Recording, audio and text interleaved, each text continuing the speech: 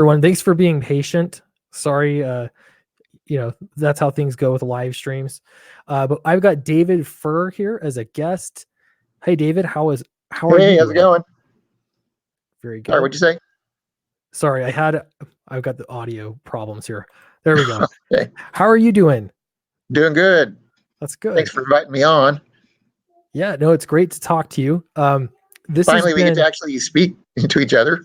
I know it's funny with the internet because we have been emailing back and forth for quite a while. Well, of course, for me, it's a little kind of, I guess it's kind of odd for me because I see your videos all the time. So it's like, I know what you look like, I know what you sound like, but this is your first time to actually, get to see me. Yeah, I'm like, I wonder how old he is. Like there are obviously some clues. I'm mid-40s. So the gray, I've earned the gray hair that I've got here. Yeah. Well, at least you have hair, I guess. So my dad's side of the family, my dad went bald before he was 30, and so did my uncle. But my mom's side of the family, they never lose hair, so we know what side I came from. Yeah. Yeah, those genetics mean something for sure. They do. Yeah. So I wanted to show off a little bit. I know I talked about the campaign yesterday, but there were a lot of people that had questions about it, and we were just talking offline before we went live here. And I'm going to share the screen here.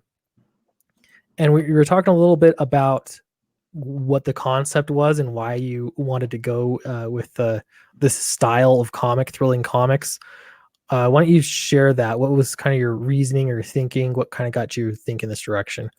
Sure. So I'll start by answering a question I know came up in your stream yesterday, and I know I actually got a couple people asking me. So first of all, I'll clarify, this project is not an Antarctic Press project.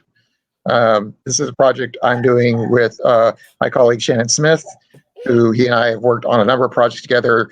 Our most famous one, or I should say our most successful one prior, is one called Frontier Graveyard. Not near as successful as your campaign, but we made a little bit of money off that. Yeah. Anyway, so Shannon and I have been working with AP for a while. So AP does figure in the story, but this is not an AP project. So here's I guess why people seem to think it's an AP project. So yes, I am known as far as my only published work that it's not through a campaign is through an Antarctic Press. I've done a few campaigns of my own, published a few things myself. But I started working with Antarctic Press a couple of years ago. They hired me to come on and work on their public domain line, which eventually became Exciting Comics.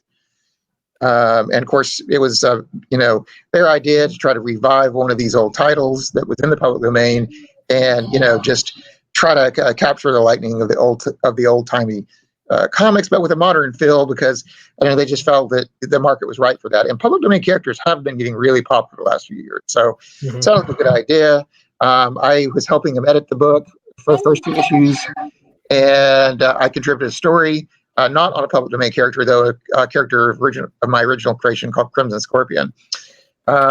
We did have some plans, though, of doing stuff with some public domain characters like the Black Terror and some others that we never got around to.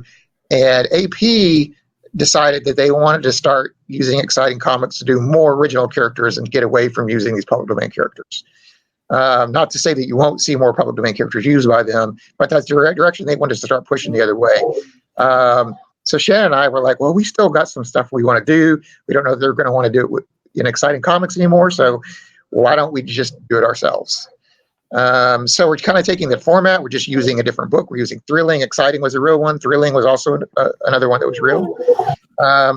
We're not in any way trying to compete with AP in this, because AP's campaigns are entirely, or sorry, not their campaigns. Their Exciting Comics is entirely through Diamond, and we're doing this entirely through Indiegogo. If in the future a publisher is interested in some of our works, I'm not saying we won't get with a publisher, potentially AP or somebody else, but we're just kind of like, hey, we just want to do it. So, at this point, thanks to Indiegogo, to Kickstarter, you really don't have to wait on a publisher. So that's kind of what we did. Cool. Little Peep in the chat says, I just backed it. Love the painted cover. Awesome. Thank you very much. Oh yeah, Preston's great. It's kind of a funny story about my meeting up with him as well. So he used to live in Houston. I don't live there anymore, but I used to live in Houston. I did a lot of the conventions that were there. Preston is somewhere from the Houston area. So I'd run into conventions all the time. And he saw that I was, he saw some of the campaigns I'd done earlier. And then he'd heard through the grapevine I was working with AP on some of these public domain style projects. And he was like, yeah, he was really interested in that. So he actually reaches out to me since we kind of knew each other already. And he was like, I want in. let me in. So he is working on 2 public domain oriented projects that are through AP. He's doing the 3rd issue of Jungle Comics with and we're doing a story for Planet Comics, which is a sci-fi public domain type story that AP is going to do next year. Cool. He's not worked on exciting, but he did want to do some superhero stuff, and I'm like, hey, well, we're going to do a superhero thing, and he was totally on board with that. And I had seen his paintings because if you meet him at the con, he's always got a few out, and they are really amazing. Yeah. So I was like, that would sell some books. Oh yeah, he's great. He also just does really, really great dynamic. I mean, even just looking at this one at the top here with Black Terror, that's one thing I'd say is definitely one of his strengths is he does very dynamic shots, especially action stuff, which is, I think, it works really, really well with the style of book with these old characters made new. It's pretty cool. So it's fun because I haven't read a lot of these old Golden Age comics. And then when you talked to me about it, I really dug into it. And because they're public domain, there's just so many online. So you can probably read the whole Thrilling Comic series online. Yeah. And I'm working on that story that Preston is doing for Planet is based on a public domain character. And now we're doing it together, him and I. And so what I did is I just picked the character I wanted to do, and I just found them all online and just started reading up on them. Yeah. Yeah. It was a lot of fun. And then just kind of reading the the way that they did the storytelling, and I'll just say into like the Silver Streak. So there's 3 stories in this. You're writing one of them. Chuck Dixon is writing one, and I'm writing one. So I really felt like, I have to, I've got to look good amongst these guys. So, but it was fun to research it and really think of how would the Silver Streak be written today. How would it be? It would be different. So I had a lot of fun doing that. And I'm really excited about it. And I also have read your script and Chuck Dixon's script. And so, it was just so cool to see the different takes on it. And these are also 24-page stories each, which I think is nice. Like some people are asking me, what is this, like a 5 or 10 pager story that you wrote? And like, no, this is a full, like each of us have done like a full length issue. So. Right. So the idea with this is we wanted to kind of follow the format that we had done with Exciting, and that if we wanted to do this in anthology, if we did want to4 going to break it up in the same format. And the way Exciting Comics works is it's 4 8-page stories. So it's a 32-page book. So that's what we wanted to do. We wanted to pick stories we could break into 8-page chapters. And we figured, okay, we'll make the requirement that everyone does 3 chapters at 8 pages, so it's a 24-pager. But for this project, we're publishing it as a graphic novel. So, essentially, you're getting 3 one-shots in it. Yeah. 3 full-length one-shots. Yeah, that's a good route to go. I like that because you are getting value for your money. I love how you did the pricing on this too. If you just want to read the book, it's $20, and you're actually getting a lot of 72 pages, and that can go up for sure, as you said, if you hit stretch goals.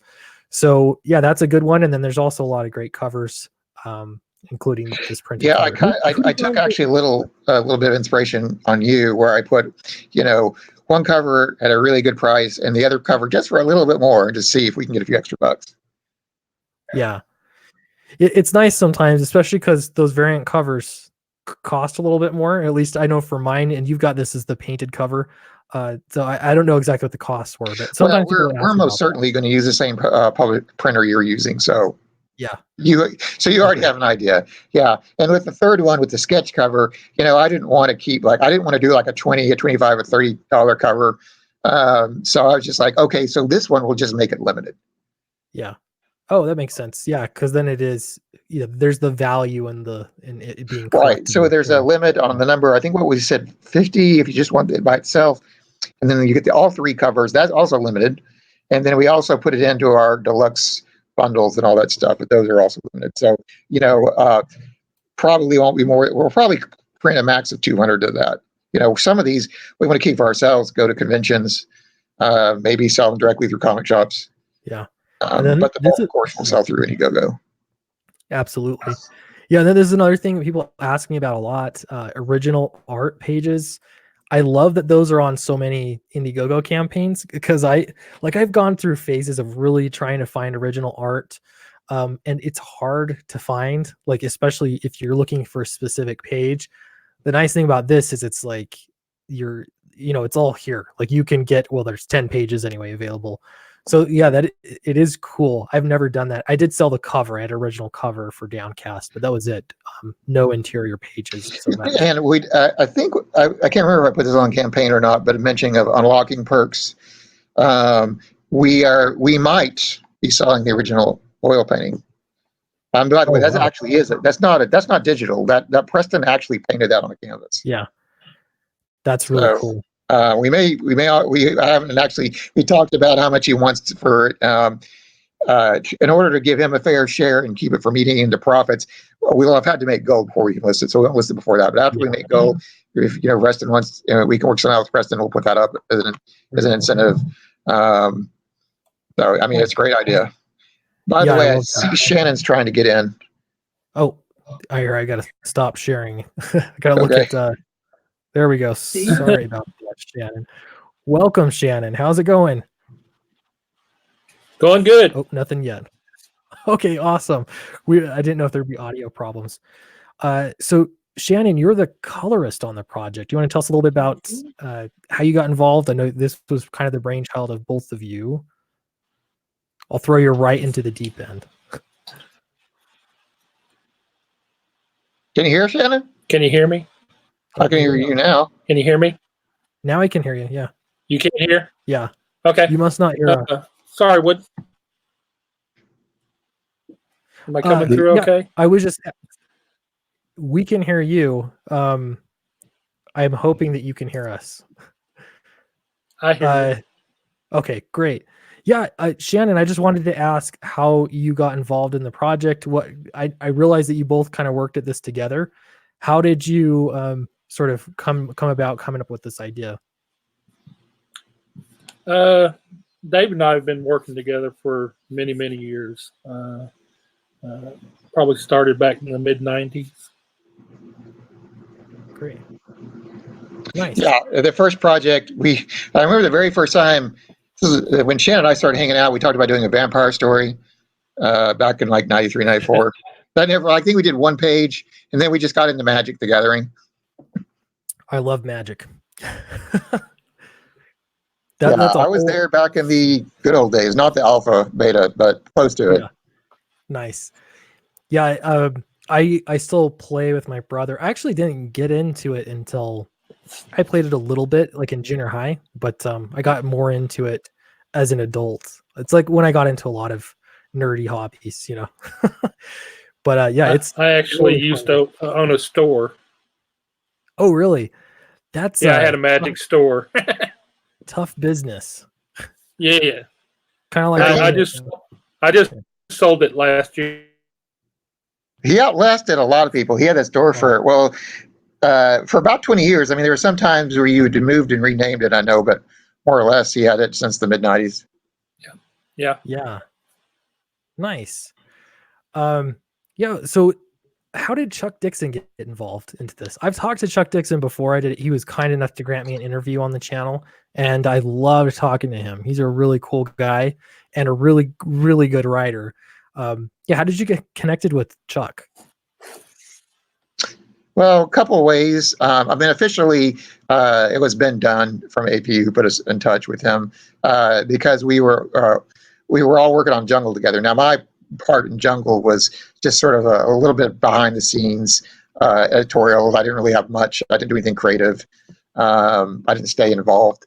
But initial onset of like, hey, let's get a team together. He had me reach out to some people, and so I got in Chuck's email that way. And so I was like, got his email. But we actually, Shannon and I have a mutual friend with Chuck. a gentleman named John Neal, who's also a comic book writer. He's indie entirely, though. He's not been published like through Marvel or DC. He does entirely his own stuff. Okay. And John has been sort of mentored by Chuck. So we have several different connections to him. Very Yeah, cool. I've known John Neal since I was 17. Yeah. Oh, cool. So Nice. way back when. I don't know how John and Chuck is just, I mean, you know this, you talk to him. He's just a genuinely nice person. Oh yeah. So somehow at one point, because John Neal, he was in a small town. At some point, he went to a convention, met Chuck, and they became like friends. I don't know the whole story behind that, but I mean, the fact that Chuck will, talk to the common man, and in the case of John, John impressed him as a writer. So Chuck's always been motivating him to do more. Mm-hmm. Yeah, that's the one thing that really struck me with Chuck. He's really easy to talk to, and he's just, I don't know, easygoing. There can be a lot of a lot of pride, I guess, in comics in general, creative types, but yeah, Chuck was just so down to earth, and yeah, it was really cool to talk to him. I'd love to talk to him again because he's just a wealth of information too. And then when I read his scripts, just how he formats his scripts and everything, I'm like, oh man, there's a reason why he's a legend. Well, he's definitely an awesome writer. I mean, yeah, I've read a lot of his stuff, and he's consistently good. Yeah, really good stuff. So we're gonna, I'll keep refreshing this, and I'll post the link again. The link for this is in the description. And it's a cool project. It's exciting to me because it's the first time I actually wrote a superhero. I've always been interested in just creating my own, and I don't know, it just felt like I don't want to make a new superhero. There's so many. So it was really cool to do research on an existing character and, kind of go that direction. So that was a lot of fun. So I posted the link there, and it's also in the link in the description below of this video. So yeah, if you're looking for some golden age comics, harkening back to the golden age, then this is it. Who designed this logo? I love the logo. Okay, the one you're looking at there, Preston. Preston created that logo, but it is one of the original logos from Thrilling Comics. So Thrilling Comics had two logos during this run. The one on that retro cover, was the one for like 80 to 90% of the series. I don't forget how many issues they had, but they kept that, and that whole format where it's got like a color background, whether it's green or red or something. That was well through most of the series, but towards the end of the run, they swapped it up where they had a different logo, and they stopped having like the colored background. So like art would be behind it, like in most logos are today. And Preston wanted to use this logo on his cover for obvious reasons. And we used and since the other one was the official retro cover, we used the more common logo on that. Yeah, it only makes sense. Oh, that's cool. Nice. So I had a confession to make in the stream I did the other day, and that was I'd never heard of Black Fury before. Terror. Yeah. Black Terror. Because there is a Black Fury. Black Terror. Oh, my mistake. Yeah. Black Terror. Yeah, Black Fury is a different character. I've never heard of Black Terror before. Obviously I just messed up his name as well. So what drew you to Black Terror? There's so many characters to choose from if you're looking at old characters. He's actually the most popular public domain character for comics. Yeah, he's being used by a few other companies also. Yeah, a lot of people told me that. They're like, "How do you not know?" I'm like, "I'm sorry." Yeah, because Dynamite, I think, is about to launch a Black Terror series. He's been in their other books that they've been putting out. And then I know if you look it up on Wikipedia, you can see like all the different companies that have used him at some point in time. Oh, that's cool. As far as so Shannon's right. He's one of the most popular. What attracted me to want to write him is that, well, aside from the fact he just has a cool look. I mean, who doesn't like drawing someone who looks pretty awesome? Is an idea I had when I was working on Exciting Comics, because Black Terror does appear in the Exciting Comics 100-page special, and that is the original Black Terror. My story for Thrillings is not the original Black Terror. It's a new creation. I mean, it's based off the Black Terror mythos, but it's different people. So anyway, the one I did for the Exciting Comics that was in the 100-page special, I was using the original one, and we'd come up with this really cool idea for like how to make him different and how the story behind him in Exciting Comics, which I don't really drill into it, and I'm going to kind of drill into it more with Thrilling Comics, is that he is his power gives him this inner darkness.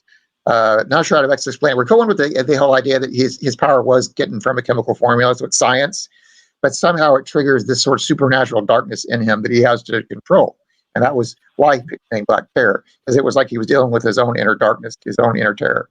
In the story I'm doing, someone else has the same formula, and things don't go so well with this person.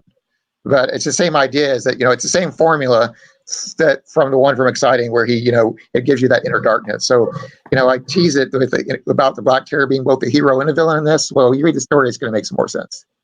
Oh, cool. Yeah, really, really cool story. Chuck Dixon took a new. I don't know that it's new. I didn't actually read any original Cat in Black stuff because I was so into Silver Streak. But he had a really interesting concept of, I don't know, I don't want to say too much, I guess, but yeah, here you go. Like a movie theater or like a movie production, it was on the film, I guess. And so they're actors that are kind of dealing with it. So yeah, it was just an interesting concept. Again, I don't want to give away too much. I guess I should read the thing here. Well, Cat in Black was, so Chuck wanted to write Black Cat. There's a public domain Black Cat out there. Yeah. But and I don't really know the whole story behind this. Maybe someone in the comments who's researched this can explain this. The original Black Cat is like 90% public domain and 10% not. Now, that's nothing to do with the name Black Cat, because that's a trademark issue, which is different than copyright. Yes, Marvel does have Black Cat trademarked, and that gets into a whole other different issue. But as far as the copyright, she had a run of like 60 something comics, and like the last 2 or 3 are not public domain, but like 60 something of them are. So when Chuck said he wanted to use her, I'm like, okay, cool, but I don't really understand like what's going on with this couple issues that aren't. So I don't want to just use straight her. So maybe we can, base a character based on some of her public domain type stories that she had out there. Yeah. Cat in Black was actually, my suggestion is the name, because we came up with the idea that she is going to be related to the woman in red, who is a public domain character as well, and she is 100% public domain. So kind of the idea that they could be sisters, and one would be the woman in red and one would be the Cat in Black. So hopefully in future stories we can bring them together. Oh, that's cool. Also, Chuck is the one that decided he wanted to do the Cat in Black. Yeah. Everyone's saying that why didn't he do the Black Terror, because they'd love to see him do that, because he's done the Punisher before. So the characters are kind of similar. So, yeah. but actually Chuck picked that character to write. Oh, that's cool. Yeah, and that's not to say he might not write a Black Terror story in the future. Yeah. Yeah. We'd love to do more work with Chuck, and you too, Clint. Yeah. So, keep your schedule open. I know you're a busy guy, family and all. Yeah, no. And that's like, I don't know, when I had the opportunity, I'll be honest, it didn't cross my mind, like writing books for other people. Do you know what I mean? Like joining a creative team, just because as a writer, it always feels like you're the one initiating it, Right. And so, yeah, when the opportunity came up, when you reached out to me, I was like, well, actually, that sounds awesome. Like, like what? Yeah, let's do it. Like, so yeah, I was really happy to do it, because one, it's just superhero, and then also doing the research and writing something based off of an existing character, that was so interesting to do. And it was nice because it's also, you get the freedom. I made I took a lot of liberty, as to sort of change the character a little bit, and incorporate the Swami into the story a little differently. So he's kind of like he's a voice inside of Silver Streak's head. And so yeah, it was a lot of fun to be able to play around with that, and I don't know, kind of experience what it would be like instead of creating a full new character. Like, how would I revamp one? So that was a lot of fun. It's also quite an opportunity for you Yeah. with Chuck being in the book. Oh yeah. Yeah, I'm gonna brag about we're all that excited forever. he's on board. That's what we do. Yeah. Yeah. My wife and I are actually working on some other books with Chuck right now. We're doing the colors for it. Oh, great. Yeah, Shannon, I had mentioned that Preston is doing issue 3 of Jungle with Chuck. Jerry, Shannon's wife, is actually doing the colors on that same book. Nice. Yeah, it's cool how the small world of comics, and you start getting to know people in the industry and working in different places, and it only helps, So yeah, it's a good thing to get those together. As far as entertainment goes, comic books is a very small town, so to speak. Yeah, it is. And I didn't realize how small it was. I knew it was small, but once I started really getting into it and making videos and actually networking with people, then yeah, that became apparent.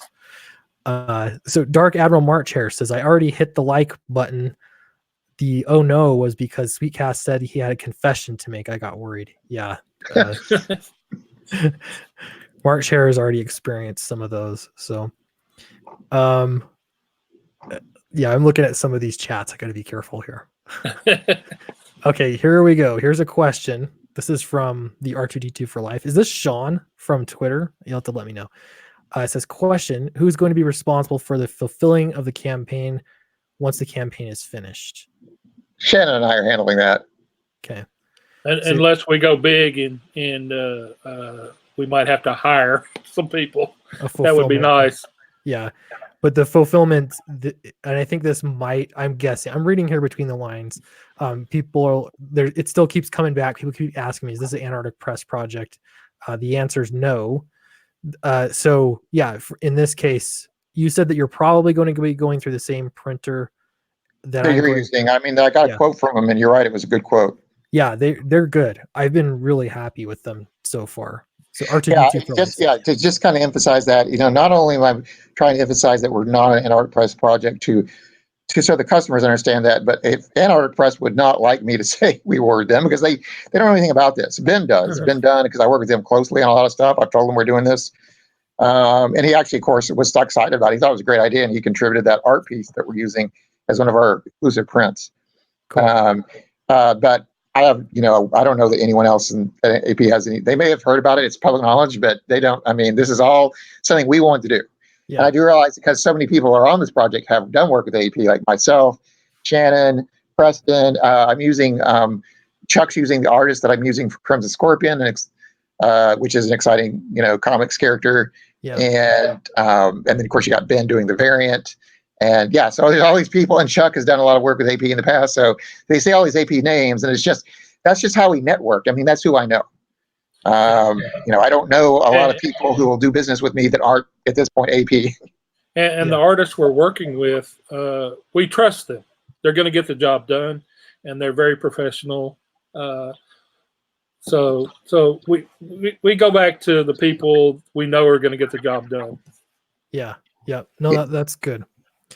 3D Robin's here too. Yeah, so this is why I don't mean to throw anybody under the bus. He said Ben Dunn's shipping has been terrible. I think that's the issue. So I think okay. Well, I'm going to let Ben address that. Ben does handle his own fulfillment. So I've assisted Ben as an assistant editor with AP, but that has nothing to do with Kickstarter fulfillment. That's just I help sort of the behind the scenes, go through emails, recruit talent, check books for typos occasionally, do typesetting. That's the kind of stuff I help them with. Yep. No, and that's good. That's why I want to, address it flat out here. So I was just surprised how many questions, but let me put something in there too, is that if you're a supporter of Ben Dunn campaign, that's a Ben Dunn campaign. It's usually work he's published through Antarctic Press, because he is the founder. I mean, was his company for decades. But that's not AP fulfilling it. That's totally him. He gets all the money for that, and he's fulfilling it himself. AP does have campaigns they launch. And I've not backed any of them, so I won't speak to, if their fulfillment's good or not. But AP, you'll see whatever one it's the name of the one that AP does is Antarctic Press. If you see a campaign that the username is Antarctic Press, that's through them. I know they've done some Gold Digger stuff. I don't know what else they've done, but I think they have done some other campaigns. But the Ninja High School, which is Ben's creation, he does himself. Okay. Yeah, and so that's I don't know. A lot of the time, I've had people make comments like this too in just my comment sections about like there's a difference between crowdfunding versus buying something through the direct market, and getting it through Diamond. And it really is a pretty different process. I can tell you with Downcast, even though I'm looking at the number of books, which is great that we sold, so many books, but it's still, I don't know, to me, it's so important that I have it fulfilled correctly. You know what I mean? Right. So it's like, I want to have control and make sure I know what boxes even everything's being shipped in. But and I will say too that we talked a little bit before the campaign or before the live stream started, David and I, and I don't know, you can tell me a little bit about your plan, your future goals, but this is kind of like a campaign that's a stepping stone for more campaigns. Am I correct there? Yes. Essentially, Shannon and I have a lot of plans, things we'd like to do. I mean, we have projects that go, way back. I don't know if you want to get into discussing any of them, Shannon, but we have a lot of projects in mind. Yeah. Actually, the project we ought to talk about, I know it's really early, but David is involved, and I guess I am to an extent, with the character that him and Ben created called Crimson Scorpion, and it's going to be from issue 1 through issue 6 of Exciting Comics. It's in there, and then David, you want to tell them about what's planned for next year with Crimson? Sure. So he was in the first 6 issues. Of course, 3 issues have been released. 4th one is going to the printer soon. But we've already produced, as far as we already have the drawn art. Shannon's finishing up colors on 6 different chapters that are going into Exciting Comics. And AP has green-lighted him to get his own series. We're going to start with a 3-issue mini. I mean, basically, if it makes money, we'll do more. If it doesn't, we won't. So I'm writing a 3-issue story arc for him, and the tentative release date for that is February. We've already got a lot of art done on that. So we would like to. So one of the things we want to do is we want to basically just make sure we can keep investing in it and make it a great project. Like I said, it's mostly coming out through what we're doing in AP. We have talked about maybe doing a campaign in which we maybe reprint some of the stuff we've already done to a single publication for people who want to get on board. But we've not and also we were going to add new content to that also. Yeah, we did talk about that. Maybe if we did like a reprint of the Exciting Comics run, we could do like a backup story that you only get if you get the reprints. Yeah, nice. And I did read the script. You sent it over to me a while ago, and so it was really fun to read the script. So yeah, for what it's worth, I know scripts versus that says something actually, because comics are a lot more fun to read than comic scripts. I'll tell you that. Have you read any of the actual finished Crimson Scorpion stories? No, just the script that you had sent me. Okay, I'll send you some of the chapters. We've got like I said, 3 have been published, 4 is going to the printer. So I'll send them some. I think you'll like them. It's nice. The Crimson Scorpion is just meant to be a fun character. I mean, it's a serious story, but I mean, it's very lighthearted. Not slapsticky, but kind of like Spider-Man in a way. Try to capture a lot of that feel. Spider-Man, Blue Beetle, kind of feel to it. Very cool. You got to keep those characters lighthearted. We're always creating new characters also, so it's going to be a world filled with a lot of villains and other heroes. Yeah, Shannon actually creates the villain that Crimson Scorpion fights in issues 4 and 6 of Exciting Comics. Yeah, was one of his characters. Agent Chambers. Oh, cool. He's kind of a Deathstroke it's not exact comparison. He's pretty different than Deathstroke, but closest quick comparison I can say is Agent Chambers is sort of our Deathstroke. Yeah. Very cool. Yeah, it's fun. I love the.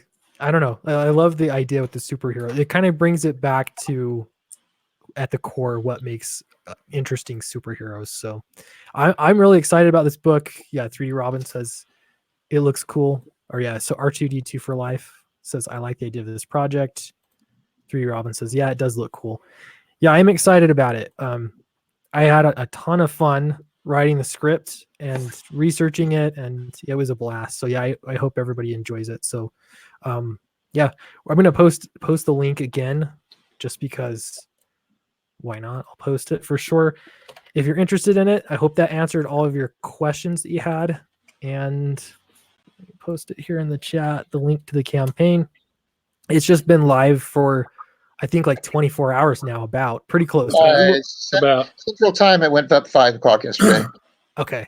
Yeah, so we're a little over that, but yeah, I posted the link. If you're interested, do check it out. It's got that nice retro feel to it, so it was a lot of fun to do. I know I got here late, but did you mention how many pages the book has and the potential for more pages?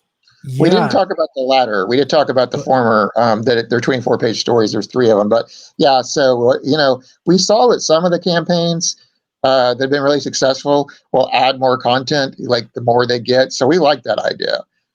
We just thought, because I've always wrestled with stretch goals, like what is a good stretch goal? And so Shannon and I were like, what people really want? They want more story. So we've got the possibility of putting in a story for the character Heap, which is also a really popular public domain character. He was an airboy, sort of villain ally, kind of frenemy, I should say. Yeah, frenemy. So that's being, like it says in the campaign, is being drawn by Del Barras, who used to do some work with Marvel back in the day, way back in the 80s. And we'll do a 5th story. We don't want to announce what the 5th story would be if we get that high, but if we get high enough, we'll put in a 5th. At that point, I think 120 pages is going to be plenty. We'll top out. If it goes gangbusters beyond that, we'll come up with some other stretch goal. But we're not trying to, I'm trying to keep my expectations realistic. I'm not trying to get greedy, but I just want to offer people something that's really worth their time to contribute to this. Yeah.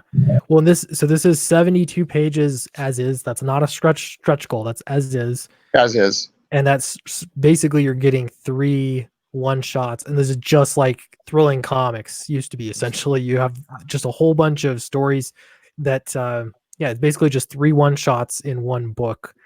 And then so it is a good value for sure. Right. So the price is not going to go up. Well, it will for us from printing, but it's not going to go up on the perks. So when we start adding more stories, so if you buy it, if at 20 or 25 and it hits goal, suddenly you just bought a 96-page book or a 120-page book. Or 120, yeah. There's a question in the chat by Robert Roberts. He says, is there an electronic option? I didn't see one. No, we've done that in the past with some of our campaigns, and I've talked to a couple other people who've done them in the past, and it's just never really, been. I don't want to say it's a bad idea. But it's neither seemed to be a good idea. So kind of one of those things that hasn't really been worth our time. So we just figured print only. There may be a future digital release. I guess if there's enough demand, that could be one of our add-on perks. But for now, we're just doing that's what I was thinking. If the fans ask for it, we'll add it. Yeah, good to know. Then there's, let's see, patches. I don't know what that means. For a stretch goal, maybe that's what R2D2 for Life is saying. Admiral March here says, Sweetcast, you need to pimp your work a little bit more on Twitter too. I just, I don't want to overcrowd people, but look at this. I'm going to brag for a minute. We just passed 31,000 for Downcast. Nice. Sweet. And over 900 backers. So that's impressive. 31,000 impresses me, but I think the 900 backers impresses me more. Yeah, that's the thing. It's, I don't know, it really affects it depending on how much the book is. So this is $15. It's only a 50-page or 52-page, story. But yeah, 905 backers is great. I'm really happy with everybody. So yeah, thanks. Really appreciate it. Any more questions from the chat on Thrilling Comics? While you guys are thinking of questions, if you got them or putting them in the chat, let me know. I don't know, any last words on Thrilling Comics? Is there anything we forgot to cover? No, I mean, I guess one thing we'll just mention, like, of course, we put it in the campaign that our plan is to start fulfillment in April. We're going to allow ourselves a 6-month buffer to get this ready, and hopefully it'll actually take a lot less time, because Preston and Joseph, 2 hours working on this, are actually pretty fast, very professional. So, they've already done some of the pages.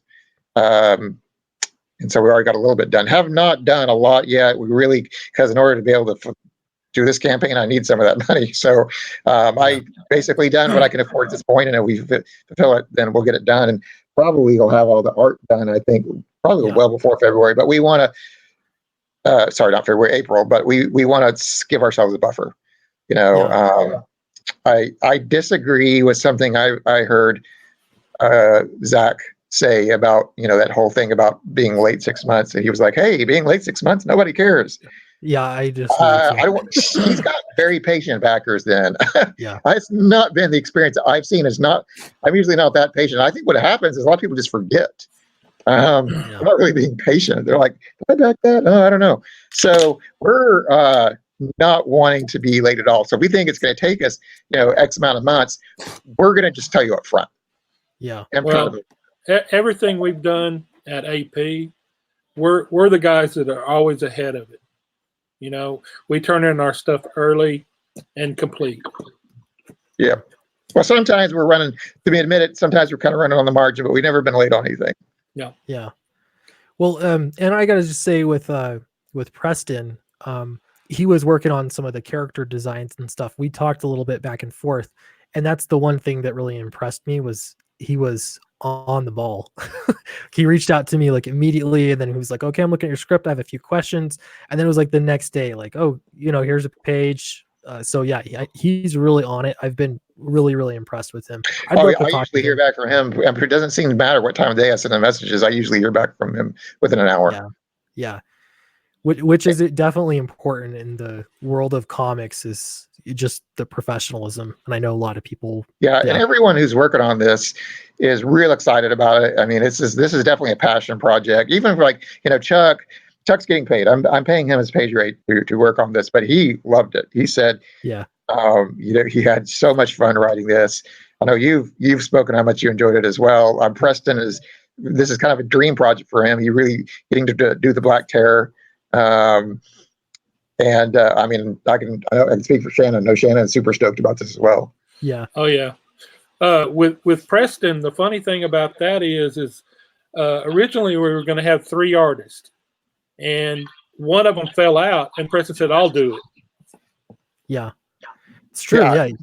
Well, and then I told him, "I'll wait." Then another artist was about to come back, and we looked like we are 3 again, and he wrote me back, and it's like, I really want to do both those stories, because it was your story, Clint, the Silver Streak, because I already agreed Preston would do Black Terror, and Joseph had already signed up for Cat in Black, and we had someone. I won't mention any names, but we had someone in line for your story, and they were unavailable. So I contacted someone else that was interested, and they weren't available.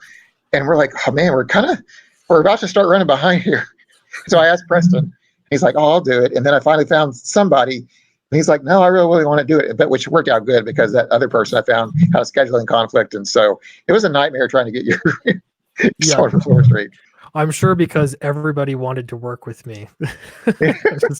Well, like, no, to be serious, there's actually somebody, I don't want to mention any names, but an artist that's known. I mean, he's known more in the indie. He's not like a big name guy, not a Marvel or DC guy. Yeah. But there's an artist that people are going to know out there who expressed a very strong interest in being involved in our next campaign, but he was just booked for the rest of the year. Yeah. And he would have been one of the one to do Silver Streak. So yeah, we may have some new talent for the future projects. Nice. Yeah, next time. No, and I'm really happy with Preston's art, and yeah, his professionalism. He's been really good. So we're up to 29 backers now. This is still a really fresh campaign. So yeah, appreciate everybody that backed it so far. That's been great.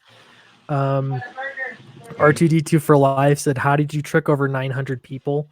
Uh, you helped because he's on Twitter all the time, retweeting and promoting and stuff.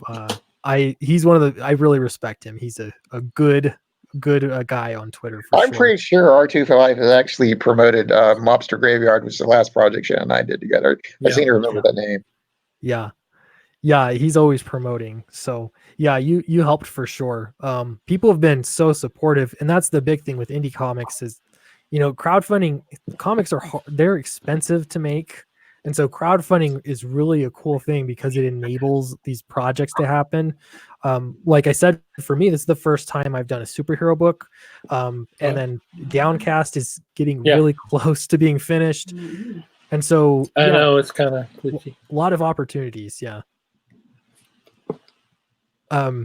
Let's see. I'm just gonna check.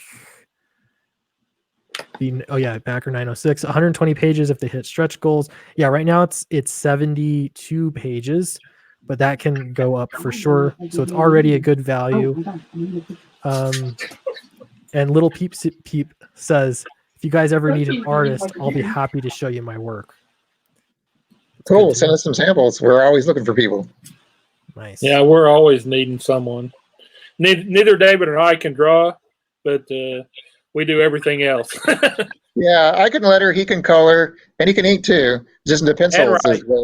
And write. I'm writing the Heap story. That's true, he is. Nice. So the only thing we really can't do between the two of us is pencils. So we'll always need a good penciler.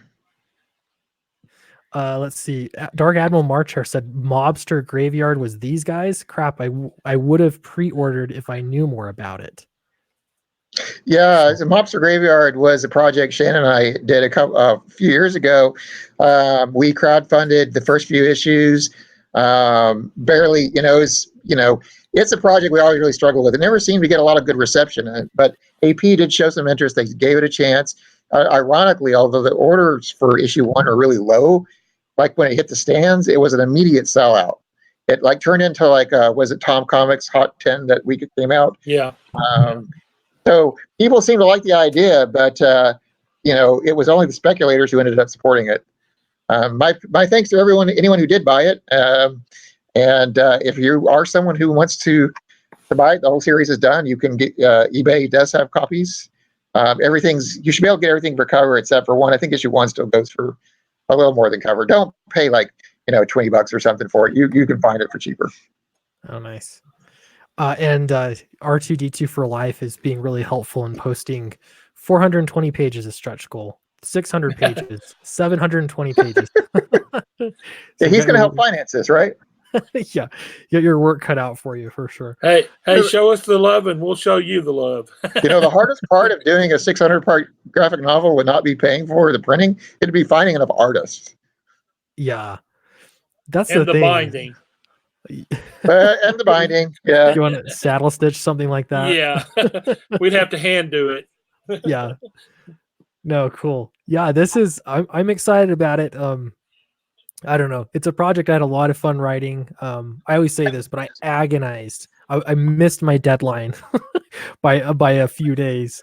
I guess you did. I honestly don't remember that. I mean, I guess because I was having a lot of things in both my personal and professional life that was going on about this time, and so I had a lot of distractions. So this project was actually supposed to launch last week, but that's no one's fault but mine. So trust me, you did fine.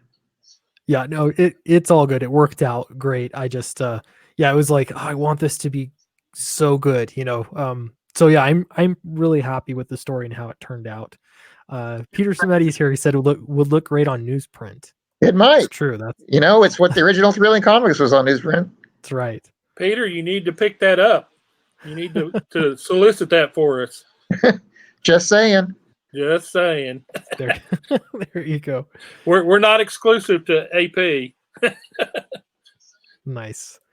Cool. I think we'll wrap up the stream. I actually have to hop on to not another stream here, but I'm going over to Adam Post's channel to talk about YouTube. So I'm going to be switching streams here, but really appreciate it. David Furr, great to talk to you. Great to finally see your face and talk to you. Yeah, it is. Yeah. Thank you very much for hosting us. Yeah, no problem. And Shannon, great to meet you as well. You too, Clint. Anytime. Awesome. Yeah, and just a reminder, everybody, the link to Thrilling Comics is in the description below. Feel free to check it out. And if you have any questions, you can ask me. I'll know. Now I know a lot more answers because I've been getting questions. But if you have questions, you can also reach out to David. David, where's the best place to reach you at? I mean, doesn't the campaign allow questions to go to it? I'm used to Kickstarter. This is my first Indiegogo. I know Kickstarter, you can send questions. Okay. Yes. I believe you can. Yeah, you can go through the campaign to ask questions. Yeah, that would just be the easiest for now, just because I have everything centralized there. I'll just give you David's phone number and you can call him direct. How's that? There you go. and my mailing address. Don't forget my social. Oh yeah, because I know that, right? You could probably make one up and say fine. Yeah, Nice. We Cool. appreciate it, Clint. No Yes, problem. thank you very much. Great to talk to you guys. And yeah, we'll see y'all next time. Bye. All right, Bye-bye. later. Thanks. Bye. Guess I just kill it.